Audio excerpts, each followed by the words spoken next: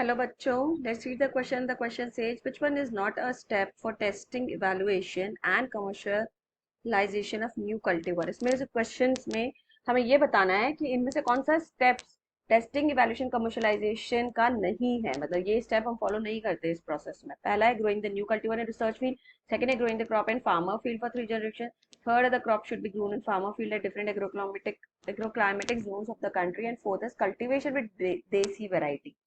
Question को solve करने के लिए की कॉन्सेप्ट जो है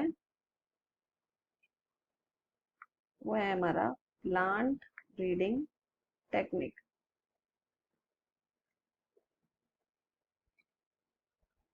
अब प्लांट ब्रीडिंग टेक्निक्स क्या होता है? Actually this is the process of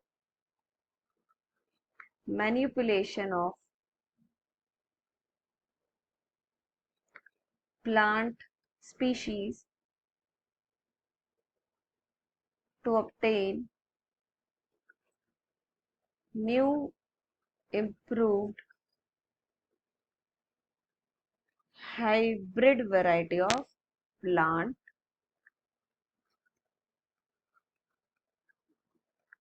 with desirable characteristics।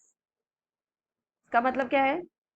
हमने अपने डिजायर्ड वाले कैरेक्टर्स वाले प्लांट ऑब्टेन करे हैं, प्रोड्यूस करवाए हैं नेचुरली प्लांट स्पीशीज के अंदर मॉडिफिकेशन करके।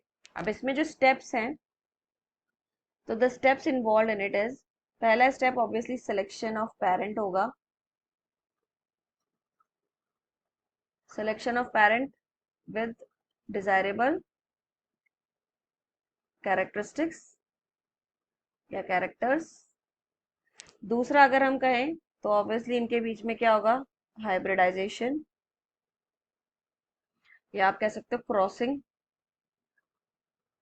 देन आफ्टर हमारा क्या होगा? सिलेक्शन या स्क्रीनिंग ऑफ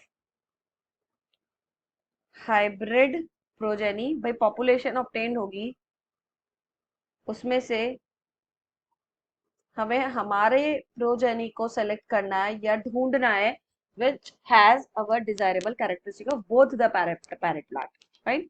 then after हमारा होता है that is testing,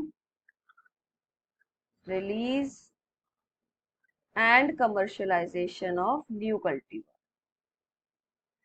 ये फाइनल स्टेप होगा, कमर्शलाइजेशन ऑफ न्यू कल्टीवर। अब इसी के बारे में हमसे पूछा गया है, तो कमर्शियलाइजेशन ऑफ न्यू कल्टीवर की अगर हम बात करते हैं तो इसमें जो स्टेप्स इंक्लूड हैं, इसमें जो स्टेप्स इंक्लूड है वो है, पहली बात, जो भी न्यू कल्टीवर है,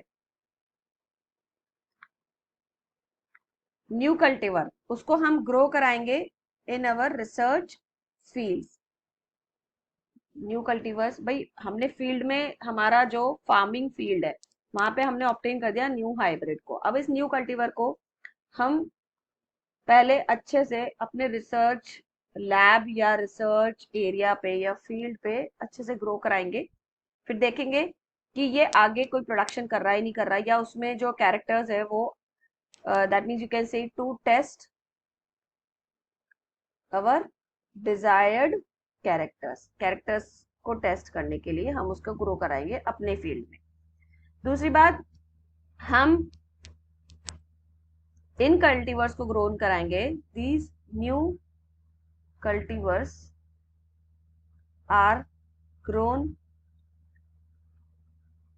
इन different climatic zones, in different climatic zones, मतलब आप कह सकते हो अलग अलग कंट्रीज में, आप कह सकते हो डिफरेंट कंट्रीज में उनको भेजकर उनकी टेस्टिंग या उनकी ग्रोथ को देखेंगे हम कि whether they are growing in different climatic areas also, ताकि उसको हम कमर्शियली यूज कर सके, कमर्शियली कहीं पे भी एक्सपोर्ट कर सके। And obviously that should be grown in, you can say, for 3 different generation or seasons,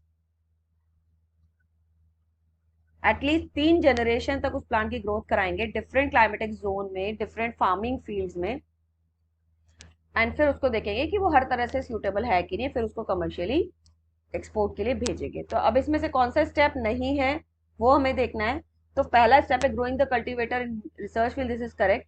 second है growing the crop in farmer field for 3 generation, ये भी सही है। एंड थर्ड है the crop should be grown in farmer field at different agroclimatic zones of the country, ये भी सही है। बट फोर्थ ऑप्शन जो है that is cultivation with desi variety, desi variety के साथ इसका कल्टीवेशन का इसका कोई रोल नहीं है इसके टेस्टिंग या इवैल्यूएशन या कमर्शलाइजेशन के स्टेप के लिए।